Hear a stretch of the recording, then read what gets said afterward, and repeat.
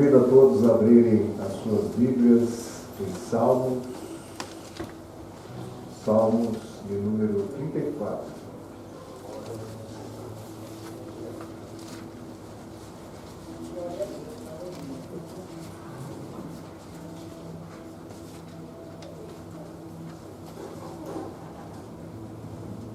Versículo 4 e 5. Acharam, irmãos? Busquei ao Senhor, e Ele me respondeu. Livrou-me de todos os meus temores. Todos juntos olharam para Ele e foram iluminados. E os seus rostos não ficaram confundidos. Não ficaram confundidos. Seus rostos não ficaram confundidos. Podemos assentar em nome de Jesus. Nós vivemos em um mundo onde muitos estão temerosos. Temerosos com a crise, temerosos com a pandemia, temerosos com a situação que vivem, temerosos diante de uma enfermidade que talvez possa estar passando, temerosos diante de muitas situações que assolam o mundo. Pois vivemos num mundo onde a maioria das pessoas vive uma vida independente de Deus. E a palavra de Deus está dizendo para todos nós, meus irmãos que estamos aqui como servos de Deus, que nós não podemos deixar de olhar para Ele. A Bíblia diz lá em Hebreus, capítulo 12, que nós devemos olhar para Jesus, autor e consumador da nossa fé. Hoje foi falado do Salmo 91, aquele que habita no esconderijo do Altíssimo, a sombra do Onipotente, descansará. Quantos gostam de descanso? Todos nós gostamos de descanso.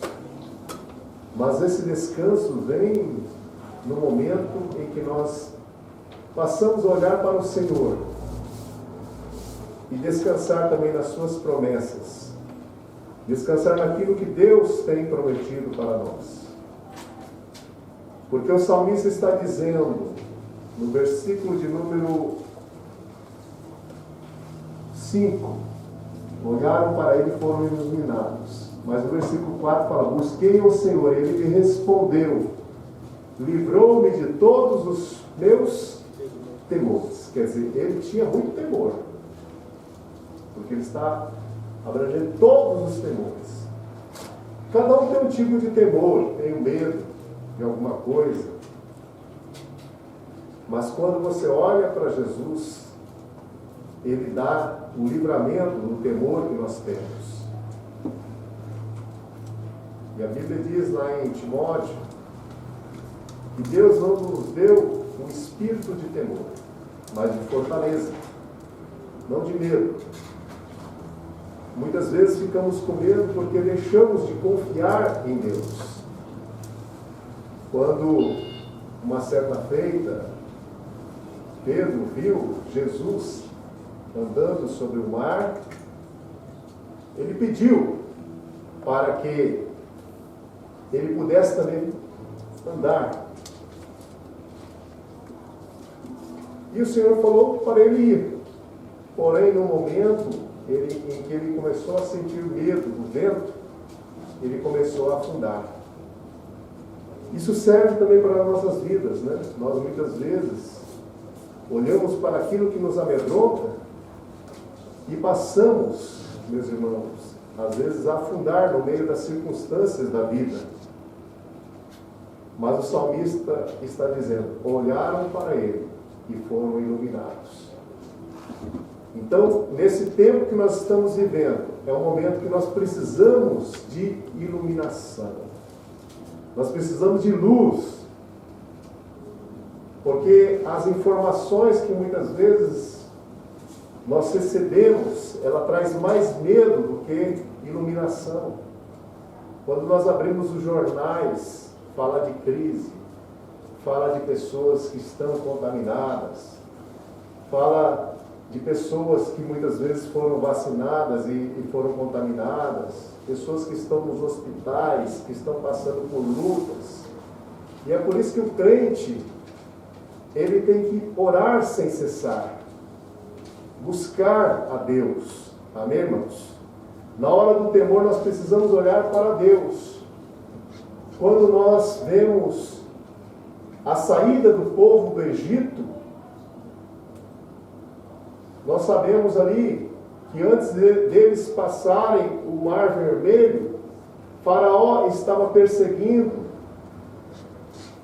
E aí o povo, ao invés de olhar para Deus, começou a olhar para o inimigo.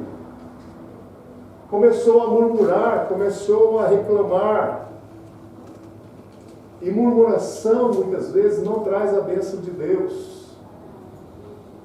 Mas o que traz a bênção de Deus é nós continuarmos olhando para Deus. Amém, irmãos? Enquanto o povo ficou reclamando, o povo ficou murmurando, o Senhor falou para Moisés: diga ao meu povo que marche. Moisés, com fé, disse para o povo: não temais, e vede o livramento do Senhor. Amém, irmãos?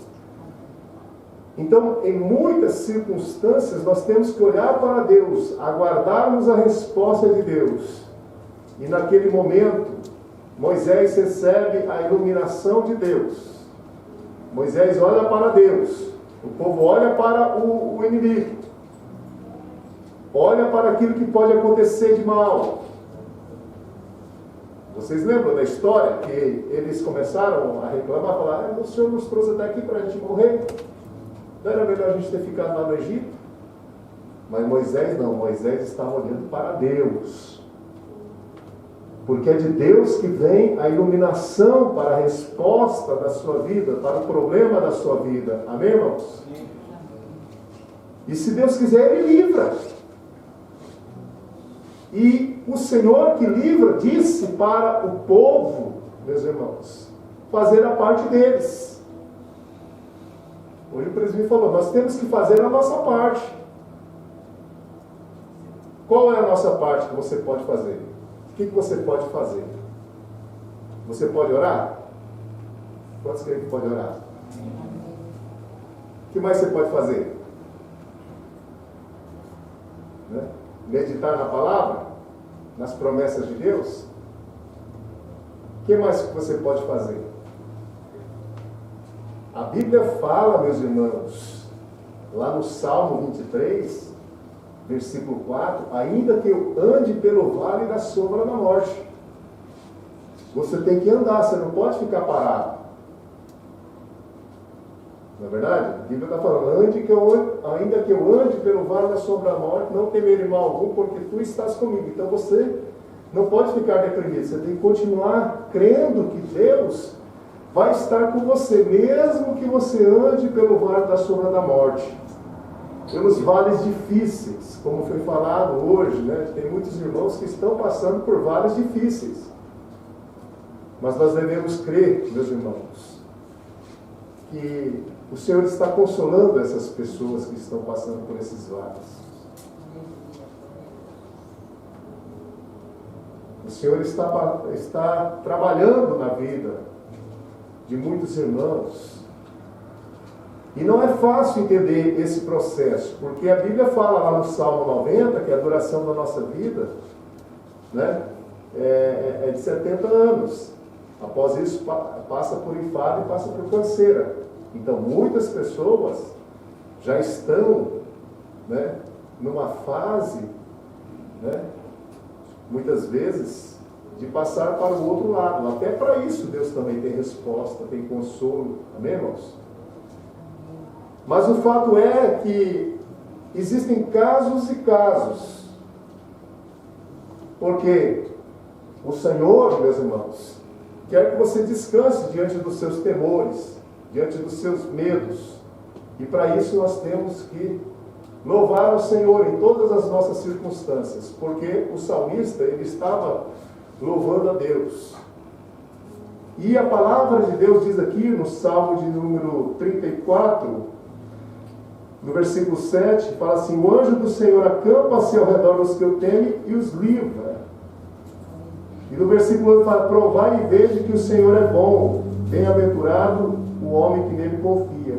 Moisés confiou, marchou, e o Senhor operou o livramento.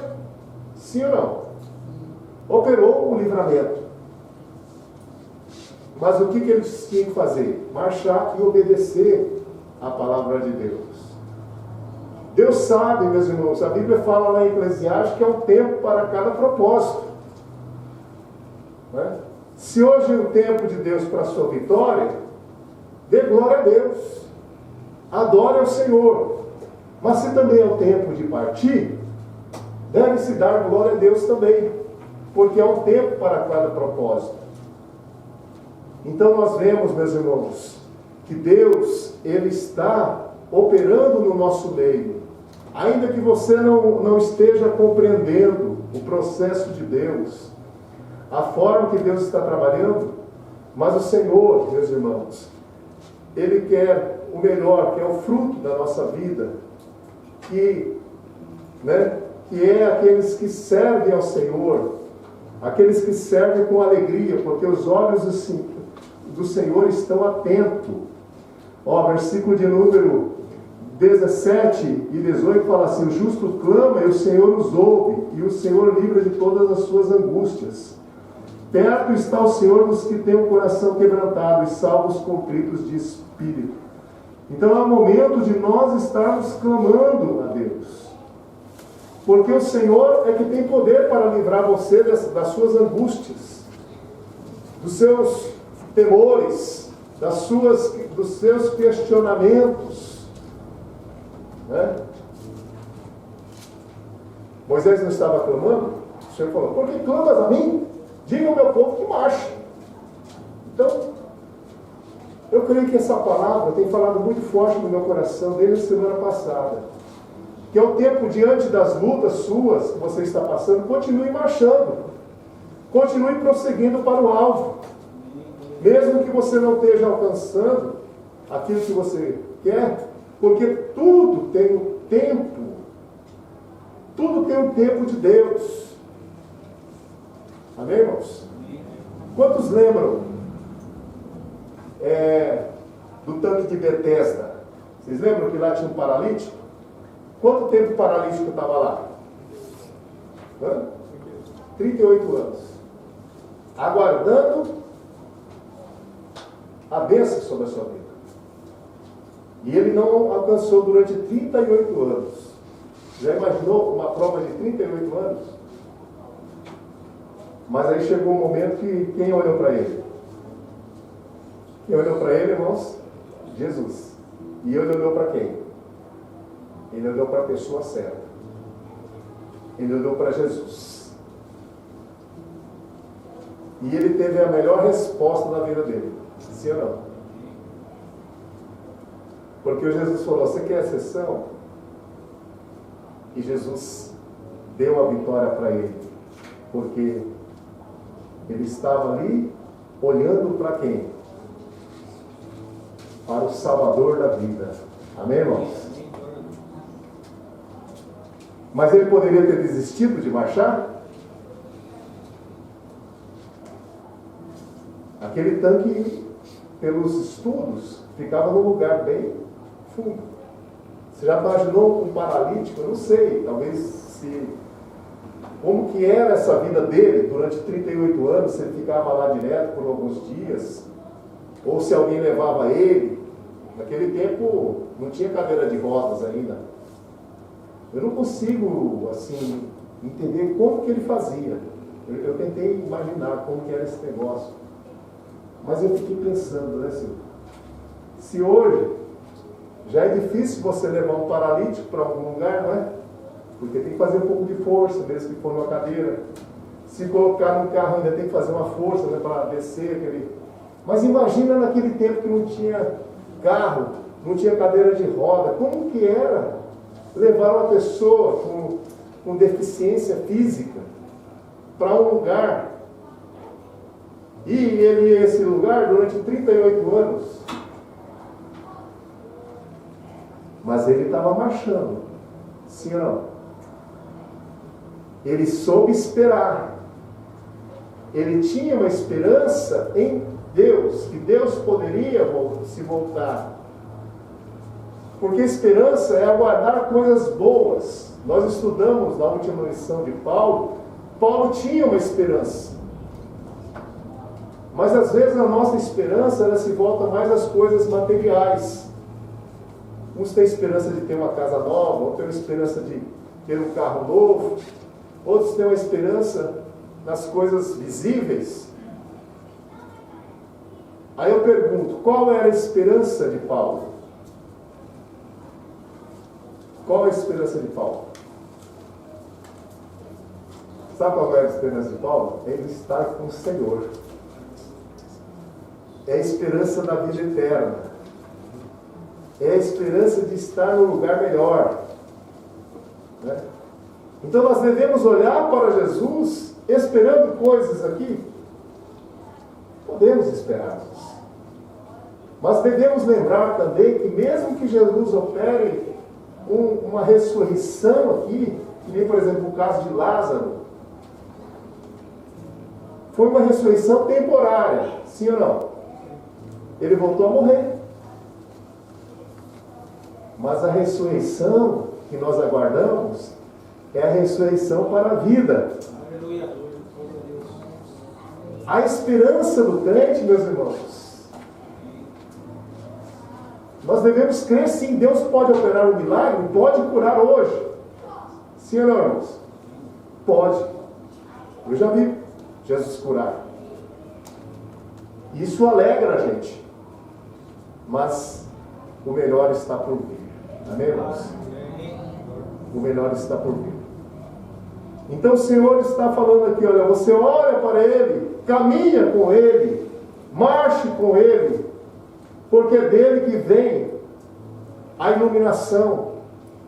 E a iluminação vem também da palavra de Deus, porque lâmpada para os meus pés é a tua palavra e luz para os nossos caminhos. Nós estamos vivendo tempos trabalhosos, meus irmãos, onde muitos já partiram para o Senhor, né? Eu tive a oportunidade de participar com alguns servos de Deus que começaram a obra do Senhor aqui no Japão, no caso do pastor Kanashiro, né? Teve também o pastor Ismael, agora também teve um outro pastor também que ele não era do nosso ministério, mas partiu para o Senhor, o Satoru Higashi. Então tem vários pastores que também estão, mas a Bíblia diz, meus irmãos, que nós não devemos ficar tristes com aqueles que já partiram, né? Porque eles já estão num lugar melhor. A Bíblia fala, meus irmãos, lá, eu não queria falar sobre esse assunto, mas como o culto foi direcionando para isso, mas abra a sua Bíblia lá em 1 Tessalonicenses, capítulo de número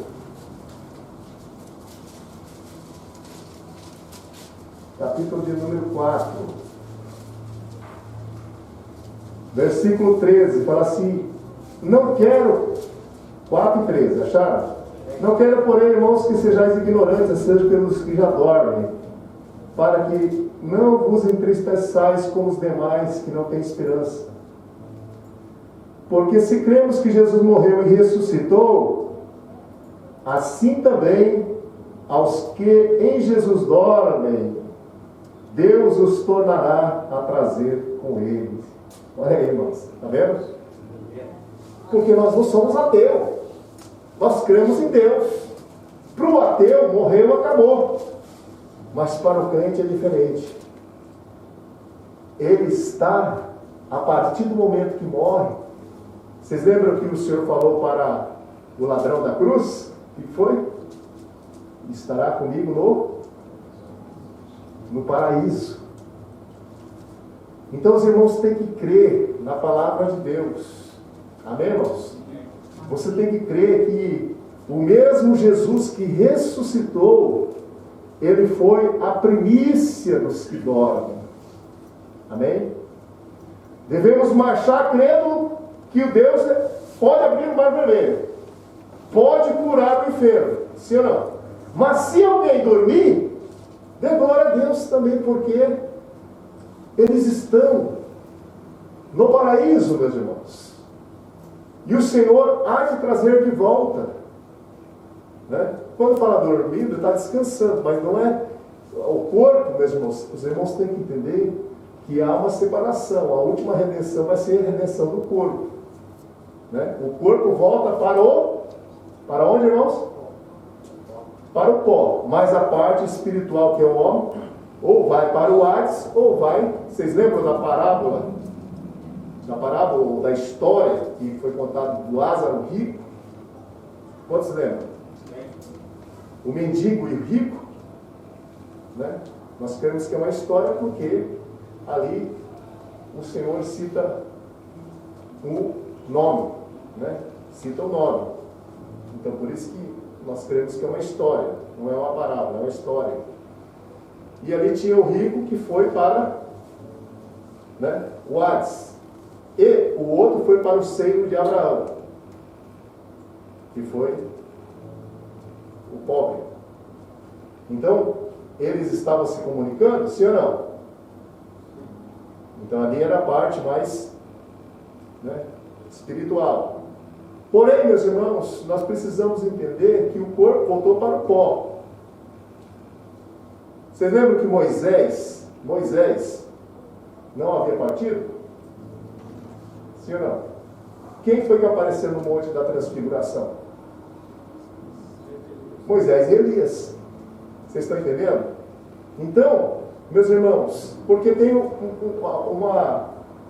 alguns que pensam que está as três partes lá, depois que morre.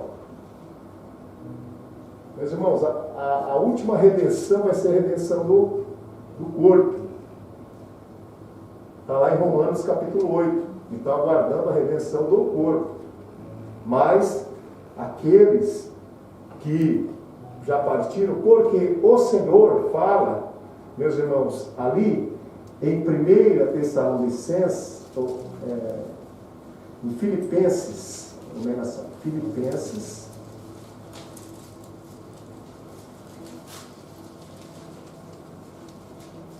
hoje eu troquei minha Bíblia, e eu estou com dificuldade de encontrar, né? Eu tenho uma outra Bíblia de estudo. Mas vamos lá.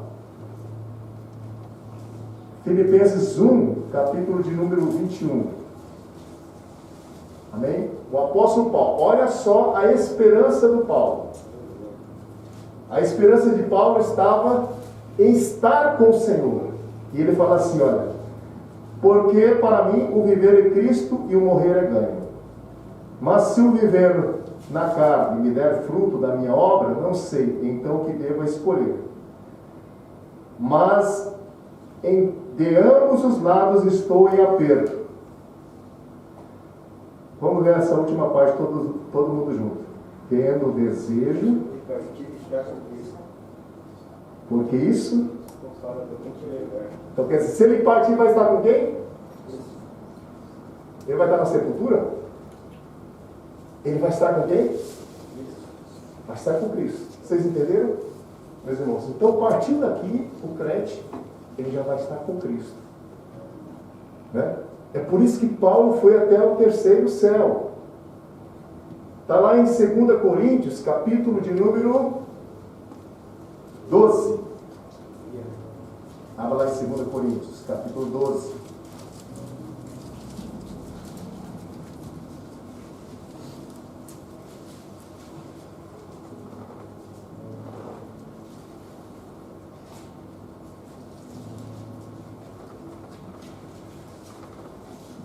Amém? Acharam?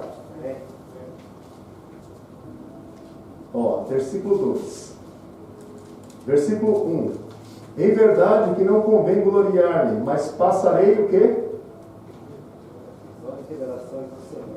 Quem foi que recebeu a revelação? Paulo, né? Conheço um homem em Cristo que há 14 anos, se no corpo não sei, ou se fora do corpo não sei. Deus sabe. Foi arrebatado até onde? Até o terceiro céu. Porque as revelações de Deus, muitas vezes, meus irmãos, esse arrebatamento pode trazer um pouco assim de dificuldade de entendimento, porque é uma coisa que está além do homem, né? E sei que o tal homem, se no corpo assim fora do corpo, não sei, Deus o sabe. Foi arrebatado aonde? Versículo 4, todos juntos? Foi arrebatado.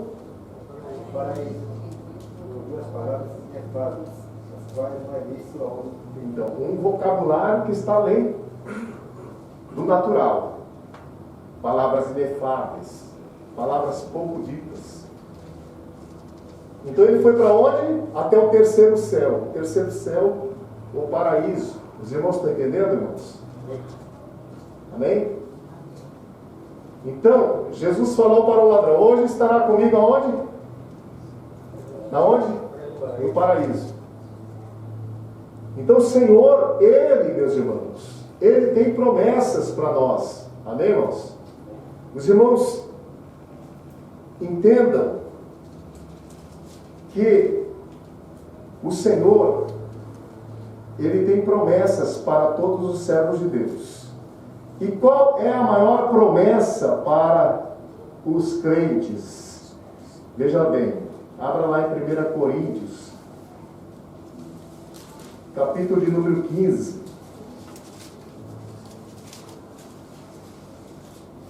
Essa aqui, 1 Coríntios, fala da doutrina da ressurreição.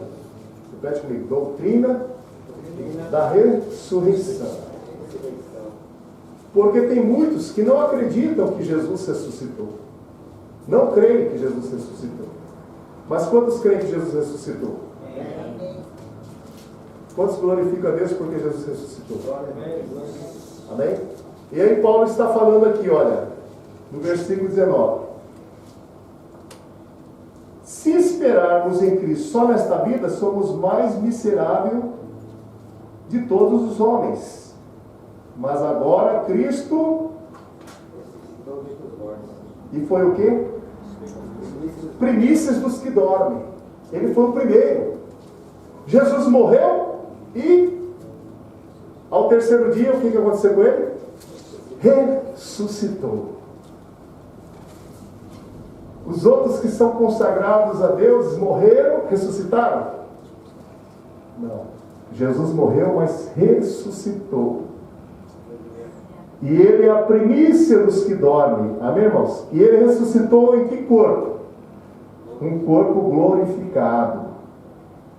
E esse corpo glorificado, ele vai dar para todos os crentes. Que são lavados e remidos pelo seu sangue, que creem no Jesus Salvador.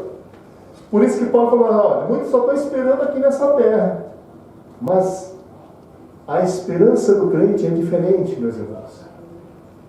Nós aguardamos a bênção maior, a bênção que vem de Deus, os novos céus e a nova terra que Deus tem prometido a todos os que creem em Cristo Jesus. Amém, irmãos? Isso é importante, porque o crente, ele precisa ter os olhos no Senhor, os olhos no Senhor para uma cura, hoje, sim ou não? Mas também os olhos para aquele que ressuscitou, para aquele que deu-nos vida e vida com abundância, porque ele sofreu ali na cruz, sofreu a morte de cruz. Foi fácil? Não foi fácil. Mas depois que ele morreu, ele ressuscitou já no corpo glorificado, e hoje é o Rei dos Seis e Senhor dos Senhores. Amém? Então aqui, em 1 Coríntios, capítulo de número 15, meus irmãos, você vê no versículo 21, porque assim como a morte veio para um homem, também a ressurreição dos mortos veio por um homem. Por quem que veio? Jesus, o verdadeiro homem e o verdadeiro Deus. Através de Jesus, ele veio para resgatar aqueles que estavam condenados à morte. E até hoje, o corpo sofre essa consequência, sim ou não? Sofre. Por isso que a Bíblia fala, né? Ainda que o nosso homem exterior se corrompa, o interior se renova a cada dia. Lá dentro, você nasceu para a nova vida. Você nasceu de novo, nasceu espiritualmente. Mas passa o tempo, seu corpo vai ficando velho. Sim ou não? Mas vai chegar um momento que a última redenção vai vir, que é a redenção do seu corpo. Né? Por isso que fala aqui, lá em Tessalonicenses, 1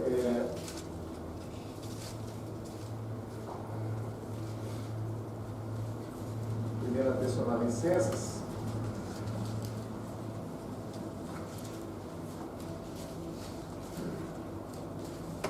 bom, meus irmãos, vamos continuar aqui que os irmãos não vão entender, porque senão a gente vai ficar rodando muito a Bíblia.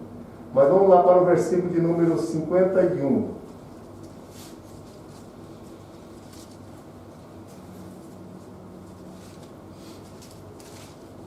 Versículo 50. E agora digo isto, irmãos. 1 Coríntios 15, continuando na doutrina da ressurreição. Que carne e sangue não pode herdar o reino de Deus, nem a corrupção herdarão. Eis aqui vos digo mistério, nem todos dormiremos, mas todos seremos o que? Transformados. No momento, no abrir e fechar de olhos, ante a última trombeta, porque a trombeta soará e os mortos ressuscitarão o quê? E nós seremos transformados. Porque convém que isto que é corruptível se revista da incorruptibilidade. E isto que é mortal se revista do quê? Da imortalidade. E quando isso que é corruptível se revestir de incorruptibilidade, e isto que é mortal se revestir da imortalidade, então cumprir-se-á a palavra que está escrita: tragada foi a morte na vitória. Vocês entenderam? Então veja bem, olha só como é que é a doutrina da ressurreição. Vai chegar um momento que aqueles que estiverem vivos no dia do arrebatamento, porque tudo isso tem uma ordem, meus irmãos. Tem uma ordem. E eu vou explicar a ordem aqui. Quantos estão entendendo aqui? Está confuso? Os irmãos estão conseguindo entender? Amém? Então vamos lá. Versículo 23. 22 e 23. Está tudo no mesmo capítulo, tá? Porque assim como todos morrem em Adão, assim também todos serão, mas cada um Cristo, depois na sua vinda. Depois virá o fim, quando tiver entregado o reino a Deus, ao Pai, e quando houver aniquilado todo o império e toda a potestade da força. Olha só, meus irmãos, presta bem atenção aqui, nesse assunto. Vocês perceberam que tem tudo uma ordem. Ordem 1, Cristo foi as primícias. A ordem 2, arrebatamento da igreja. E a última ordem vai acontecer quando o Senhor vier implantar um milênio. Vai bater a pedra no pé da estátua da revelação de Daniel. Vocês lembram que Daniel não teve a revelação da estátua? Que são vários governos humanos que aconteceram, né? A Babilônia, né? O Império Romano, o Medo-Persa, o grego. E aí, meus irmãos, na última é aquela mistura de barro com ferro. Que a pedra, que é Cristo, vai bater em todas as estruturas que foram, né, todos os impérios, e aí vai ter a entrada para o reino milenal. Amém? Só que aqueles que fizerem parte da última vão ter que dar a própria vida para poder entrar. que é a parte da primeira ressurreição. Repete comigo, a primeira ressurreição tem 3 fases. Primeiro, Cristo, depois o arrebatamento, e depois aqueles que foram mortos durante a grande tribulação, que não aceitaram cair da besta. Por isso que nós cremos que vai ter o arrebatamento da igreja antes da grande tribulação. Então, abra sua Bíblia lá, meus irmãos. Capítulo de número 20. Apocalipse 20. Apocalipse 20, versículo 4.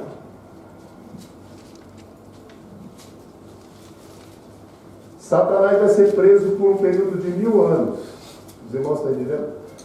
Os pós-tribulacionistas, eles creem que a igreja vai passar pela grande tribulação. Mas nós cremos, meus irmãos, que a igreja não passará pela grande tribulação. Né? Aqui, 24 fala assim: e vi tronos, e assentaram sobre eles aqueles que foi dado poder por... E vi as almas daqueles que foram... Pelo quê? Então vai ter salvação na grande tribulação. Por quê? O evangelho vai se voltar mais para o povo de Israel. Porém vai ter as 12 testemunhas, vai se levantar, e vai ter pessoas que vão se arrepender. E a Bíblia diz aqui, meus irmãos, e pela palavra de Deus, e que não adoraram a besta nem a sua imagem, e não receberam o sinal da besta na testa e nem na sua mão, e viveram, mas os outros mortos não reviveram até que... Então, bem-aventurado e santo aqueles que têm parte na primeira ressurreição. Sobre esse não tem poder a segunda morte, mas serão sacerdotes de Deus e de Cristo e reinarão com ele por 1000 anos. Olha, irmãos, isso aqui é uma passagem dura, difícil de interpretação. Vamos lá.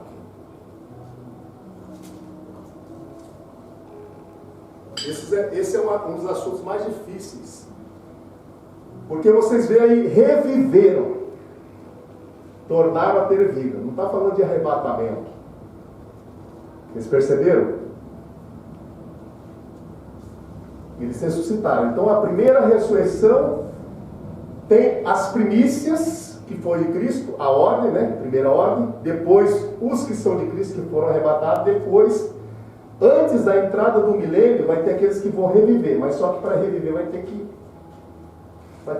pagar o preço, porque vai ser uma perseguição tremenda, porque vai ser lançado aí a marca da besta, vai ser lançado, né? Porque nós temos esse entendimento, conforme diz ali Apocalipse, capítulo de número 3 e versículo 10,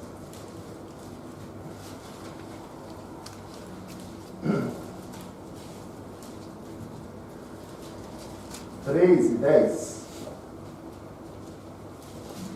diz assim: como guardaste a minha palavra, da minha paciência, também eu te guardarei da hora da tentação que há de vir sobre todo mundo para tentar os que habitam na terra. E lá em 1 Tessalonicenses, capítulo 1,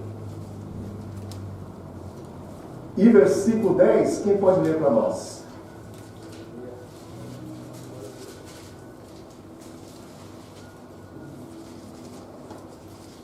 Para que guardares do céu o seu Filho, aquele que ressuscitou dentre os mortos, Jesus, que nos livra da ira vindoura. Aguardar o quê? Lê novamente, senhor. Deus, Lê direito. para guardares do céu o seu Filho, aquele que ressuscitou dentre os mortos, Jesus, e nos livra da ira vindoura. Aguardar os céus o quê? Do seu Filho. Como é que vai ser o arrebatamento? A encontrar com o Senhor. Ó, vocês perceberam o arrebatamento? Que nos livra. Que ira futura é essa? A grande tribulação. Vocês estão entendendo? Então vai ter a grande, vamos dizer, se a igreja estiver como preparada para a noiva, né? Que aguarda o noivo, ela vai ser arrebatada, encontrar com o Senhor nos ares. E aí o que acontece? Vocês lembram que a vinda do Senhor vai ser como um ladrão?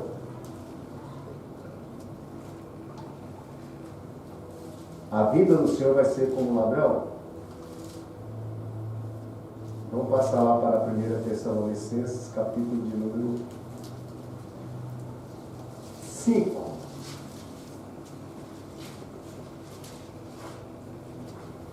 Olha, o que os irmãos precisam entender que a vinda do Senhor foi interpretado pelos teólogos que será em duas fases.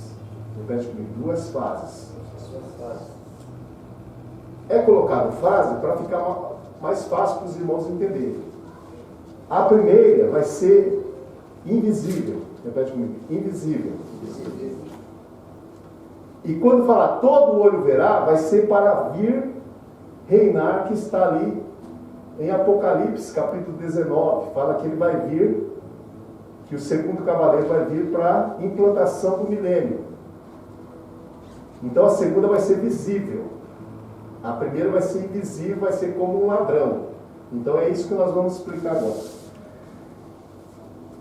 Então 1 Tessalonicenses, capítulo 5, verso 2. Quem pode ler para nós?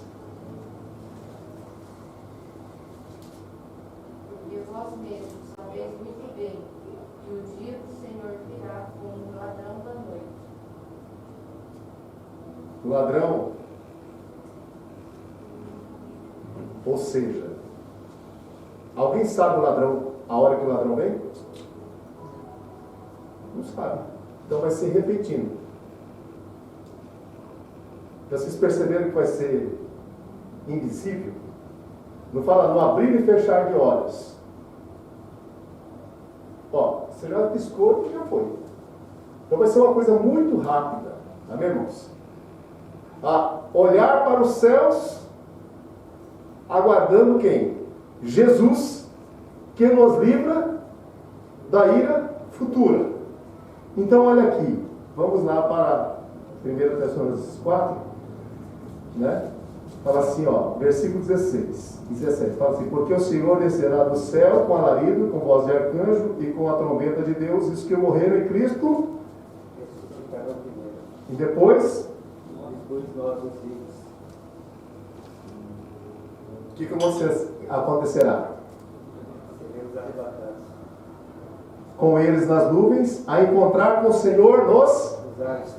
nos ares, e assim estaremos sempre com o Senhor. Então veja bem, nessa segunda parte que nós falamos, ó, primeiro Cristo foi as primícias, não foi? Depois o arrebatamento da igreja, e depois aqueles que morreram. Está dando para entender, irmãos? Quantos estão entendendo? Amém? Ou está meio confuso? Prestem bem atenção, meus irmãos. Aqui, nessa parte aqui, fala que no versículo 4 do capítulo 5, fala assim: mas vós, irmãos, já não estáis em trevas, para que aquele dia vos não surpreenda como um ladrão. Olha aí. E lá em 1 Coríntios, ou 1 Tessalonicenses,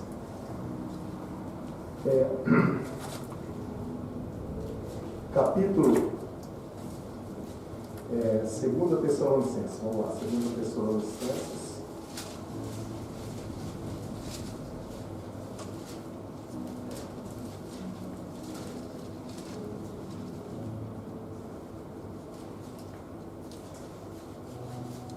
Não. Volta para 1 Tessalonicenses. Capítulo 5, versículo 9. Porque Deus não nos destinou para onde? Mas para a aquisição da salvação por nosso Senhor Jesus Cristo. Entenderam, irmãos? Então, lá em Apocalipse 3:10 fala que o Senhor vai livrar do grande dia da hora da tentação, para aqueles que esperam o Senhor, que vivem piamente. E aqui fala que aguardar os céus, lá em 1 Coríntios 1:10 fala aguardar os céus, Jesus, que nos livra do quê? Da ira futura. Que a vinda do Senhor no arrebatamento vai vir como um ladrão. Os irmãos estão entendendo? Vai vir como um ladrão. Então, como um ladrão vai ser um rápido, né? Porque arrebatamento fala retirar com força, né? Com rapidez. E aí, quando o Senhor vier, que está lá, que é a terceira parte, porque eu vou ter que ir lá em Apocalipse 19, porque a igreja ela é arrebatada, depois passa pelo tribunal de Cristo, depois pelas bodas do Cordeiro, depois das bodas do Cordeiro, ele desce com a noiva para reinar com Cristo. Então abra sua Bíblia lá em Apocalipse, capítulo 19.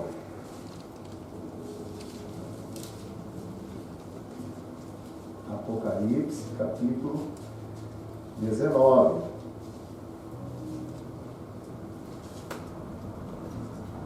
Amém, irmãos?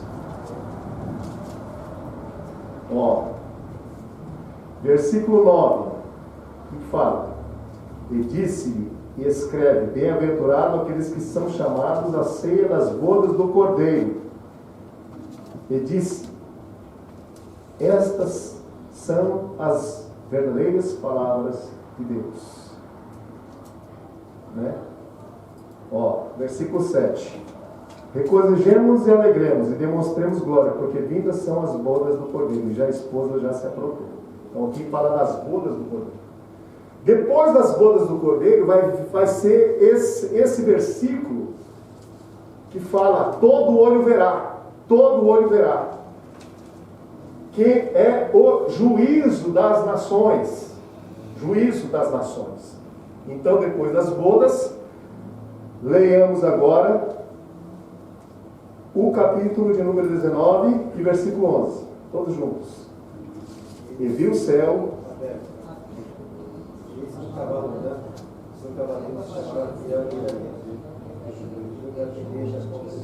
Quem é fiel e verdadeiro? Jesus. Certo? Jesus é fiel e verdadeiro. Vamos lá. E versículo de número 12. E os seus olhos eram como chama de fogo, e sobre a sua cabeça havia muitos diademas, e tinha um nome escrito que ninguém sabia senão ele mesmo. E estava vestido de uma veste salpicada de sangue, e o nome pela qual se chama é o quê? Quem que é o verbo de Deus? Quem que é a palavra de Deus? Jesus. E quem é que está junto? E seguiam os exércitos que há no céu em cavalos brancos, vestidos de linho fino e branco e puro. Quem que vocês acham que deve ser esse exército? Irmãos? Quem prometeu vestes brancas para nós, para o crente? Jesus. Nós cremos que esse exército é o exército do crente, entendeu? Que vai descer. E aí o que acontece, meus irmãos? Vamos lá. E seguiam no exército que era no céu, e os cavalos brancos vestiam linho fino, branco e puro. E da sua boca saiu o quê? Uma aguda espada para ferir com ela as nações. E ela se gerará com vara de ferro, e ele mesmo é o que pisa o lagar do vinho furor da ira de Deus.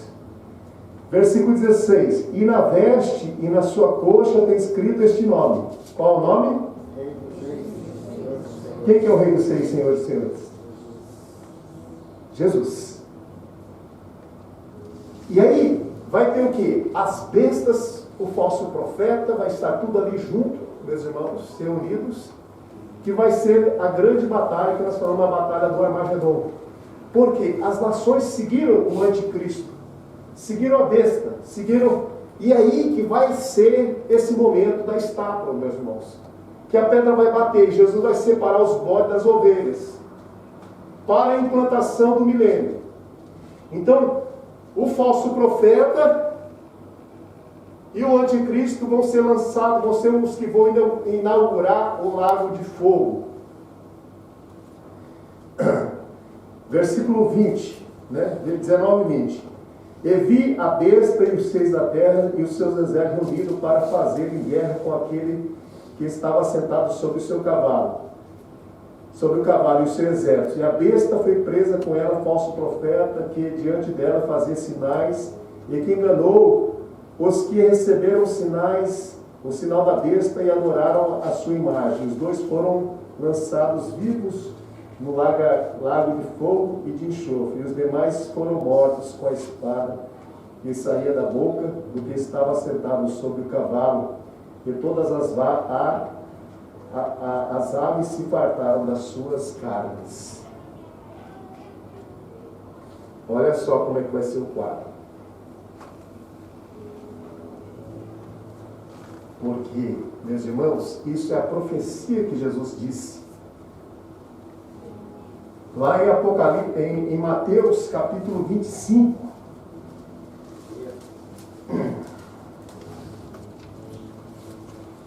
Mateus 25.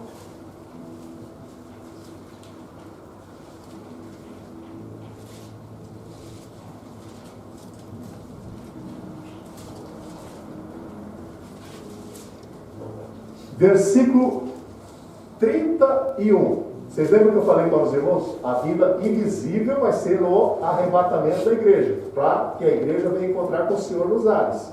Vai ser o rapto. Aqui, em Apocalipse 19, vai ser visível, porque todas as nações vão ver, e ele vai separar os bodes das ovelhas, porque as nações vão estar ali, porque é um tempo em que o Senhor vai dar um livramento para Israel. Ó, versículo 31. E quando o Filho do Homem vier em sua e todos os seus santos anjos com ele, então se sentará no trono da sua glória. E todas as nações serão reunidas diante dele, e apartará uns dos outros, como o pastor aparta dos bodes as ovelhas. E porá as ovelhas à sua direita, mas os bodes à esquerda. Então virá o rei, e os que estiverem, vinde benditos do meu Pai, possui por herança o reino que vos está preparado desde a fundação do mundo. Essa daí, meus irmãos, vai ser o livramento que Deus vai dar para o povo de Israel, para a implantação do milênio. Implantação do milênio. O Senhor, porque Israel, conforme no milênio, vai ser a capital do mundo. Por isso que ela é perseguida até os dias de hoje. Né? Então tem muitas profecias que falam sobre isso. Né? Porque vai ter 1000 anos de paz, 1000 anos de bênçãos sobre a terra. Mas a noiva já vai estar ali com Cristo, porque a igreja é a noiva. Porém, o povo de Israel, eles ainda não aceitou a Jesus. Mas vai chegar um momento em que eles vão reconhecer que aquele que tinha vindo era o Messias verdadeiro. Era o verdadeiro. Né? Nós éramos o ramo rejeitado. Né? A gente era o rejeitado. Agora, Deus abriu as portas para os servos de Deus, que está lá em Romanos, capítulo de número 11.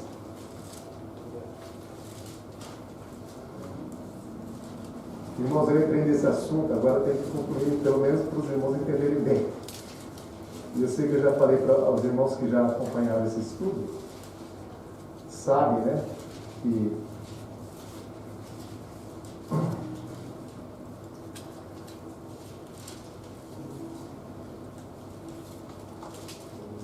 Romanos, capítulo de número 11, fala do futuro de Israel, né? Já começa com o versículo 1. Digo-vos, pois, porventura, rejeitou Deus o seu povo? De modo nenhum, porque também eu sou israelita. Então ele está falando, olha, Deus não rejeitou o seu povo, né?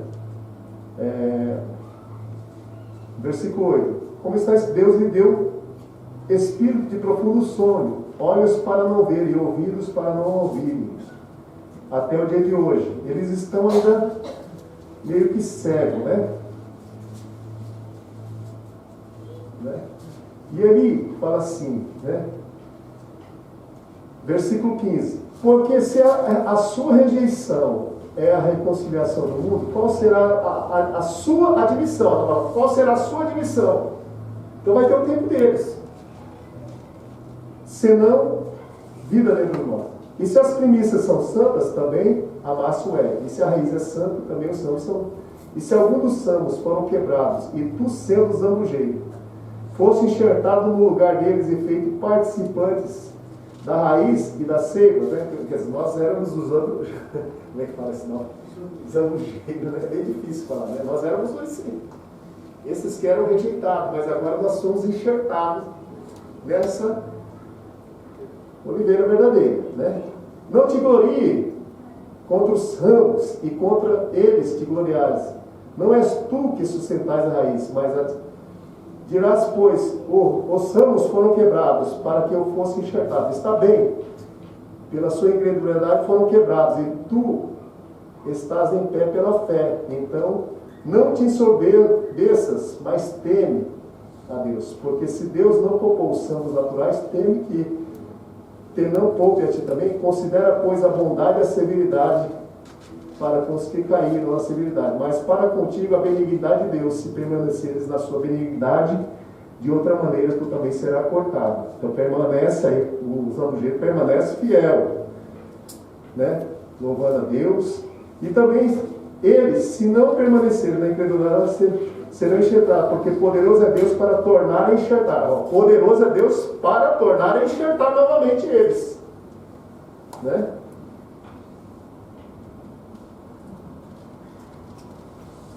Ó, meus irmãos, versículo 25. Porque não quero, irmãos, que ignoreis esse segredo, para que não presumais que o endurecimento veio da parte de quem? Até que a plenitude dos gentios haja entrado. Então nós somos os gentios. Mas a plenitude ainda, né, vai acontecer um momento em que os gentios, né, vai ter um grupo bom e vai ter esse arrebatamento da igreja, né? E aí, e assim todo Israel será salvo, como está escrito: de Sião virá o libertador e desviará Jacó das suas impiedades. Este é o meu conserto. Tá vendo? Assim todo Israel será salvo. Perceberam? Que vai ser no finalzinho da grande tribulação. Aí vai ter o momento deles. Mas até agora eles estão ali. Entendeu? Eles estão ali, meio que cegos, mas Deus vai trabalhar. Porque para que isso venha acontecer, primeiro eles vão ter que aceitar o anticristo. Vai ser coroado. Isso já é um outro estudo. Não vai dar tempo para falar sobre o assunto. Mas o que eu queria falar para os irmãos é o seguinte: que nós temos que marchar em todo o tempo. Né? Esta é a mensagem.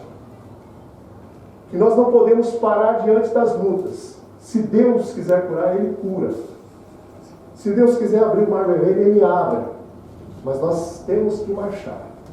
Mas se vier o pior, vamos dizer, alguém partiu, vamos continuar, meus irmãos. Porque o melhor está por vir, que é o arrebatamento da igreja. é a nova vida em Cristo Jesus. Vocês lembram que o apóstolo Paulo, ele falou assim, olha, o morrer é Cristo. Não, o viver é Cristo e o morrer é ganho. O desejo dele, a esperança de Paulo, era estar com quem? Era estar com Cristo. Nós também temos que ter essa mesma esperança, meus irmãos, de estar com Cristo. Essa é a esperança. Não é errado você ter esperança de que alguém seja curado.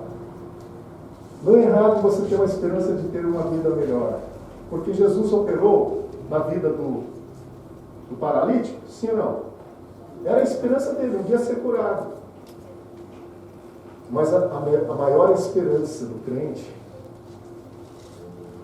é a esperança da vida eterna com Cristo Jesus. Amém? Vocês estão entendendo, irmãos? Vocês estão entendendo a mensagem? Amém? Então, enquanto nós vivemos essa terra, vamos continuar, né, vivendo Cristo na nossa vida.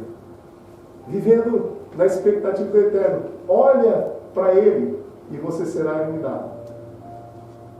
Mas mesmo que estejamos no vale da sombra da morte, vamos continuar, meus irmãos, caminhando, porque o melhor está do outro lado, que é a vida eterna em Cristo Jesus. Amém, irmãos? Então, Cristo já foi as primícias dos que dormem. Mostrou para os crentes que irá receber um corpo glorificado. Eu sei que é difícil falar sobre isso, porque havia entre os irmãos crentes uma dúvida. Se eu morrer, como é que vai ser lá do outro lado? A Bíblia fala, meus irmãos, que o seu corpo vai ser igual aos anjos.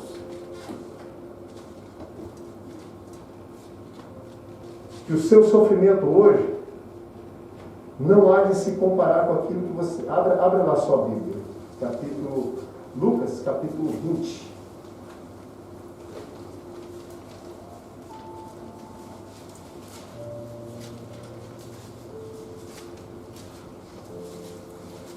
Lucas, capítulo de número 20.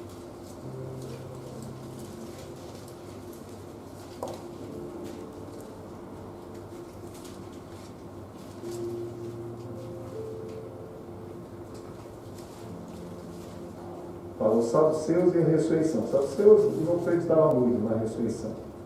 Mas a Bíblia fala aqui, meus irmãos. Versículo 33. Portanto, na ressurreição, qual deles será a mulher, pois que os 7 ouviram? Versículo 34, respondeu quem? Quem respondeu, irmãos? O que ele disse? Os filhos deste mundo casam e dão-se em casamento.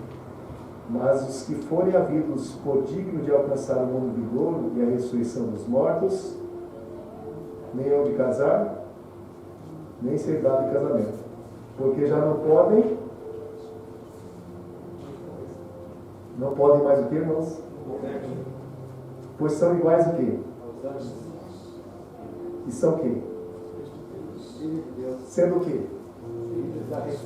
Vocês lembram da primeira ressurreição? Primeira ressurreição em 3 fases. Qual é? Cristo. E depois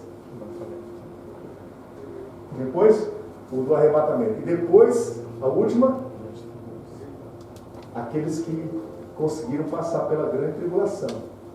E aqueles que morreram. Porque não vai ser fácil, irmãos. A pessoa não vai ter que aceitar nem o carimbo da besta, nem a marca.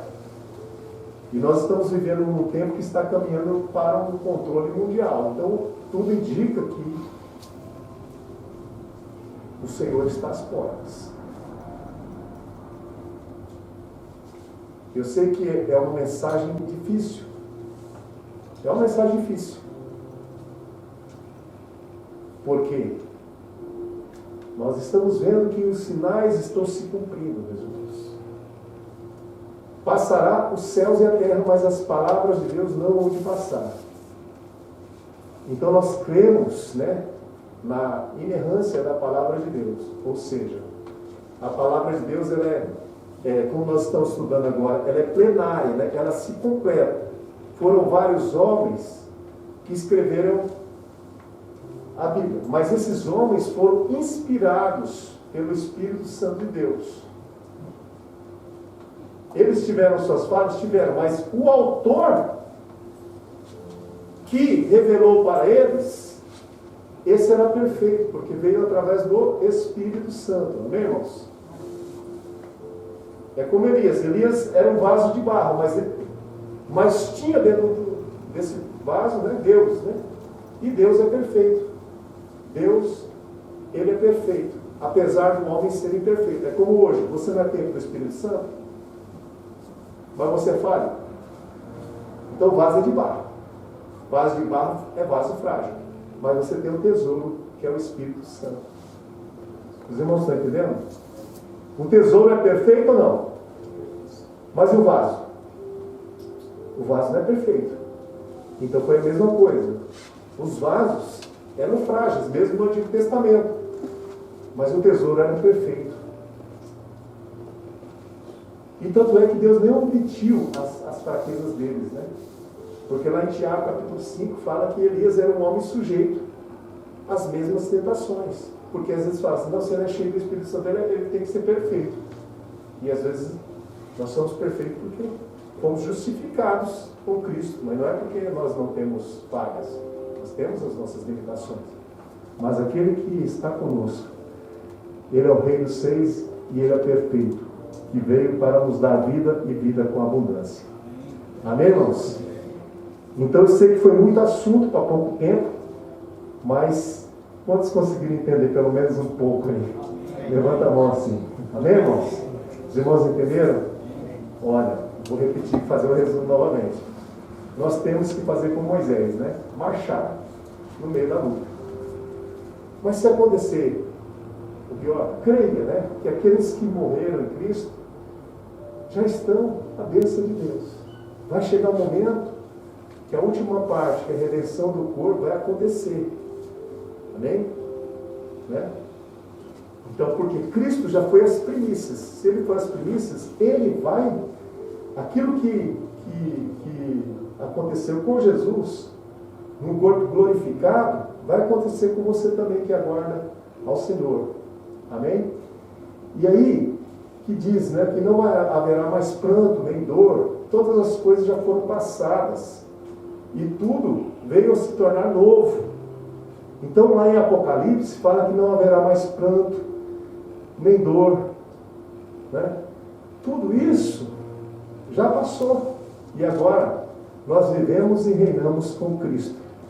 Porque a bênção de Deus, ela está completa na nossa vida. Amém? Então que nós possamos ter essa esperança de Paulo, né? Cremos na doutrina da ressurreição. Quantos creem na doutrina da ressurreição? Amém, irmãos?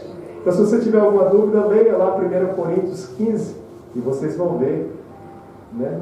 E aí, meus irmãos, nós, quando entendemos esse processo da vida, aí você tem a iluminação de Deus, né?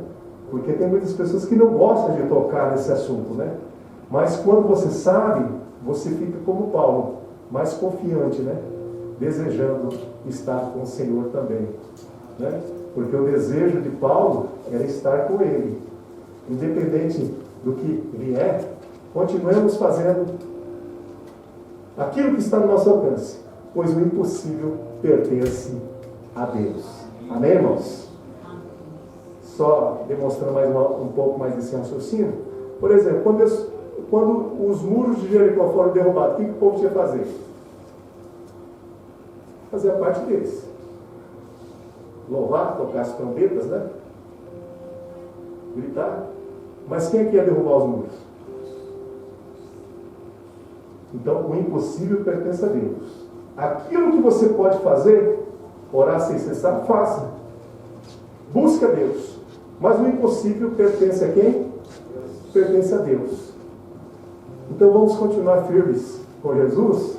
Amém? Então vamos colocar de pé, fazermos uma oração e agradecermos a Deus. Você que talvez entrou com algum temor, né?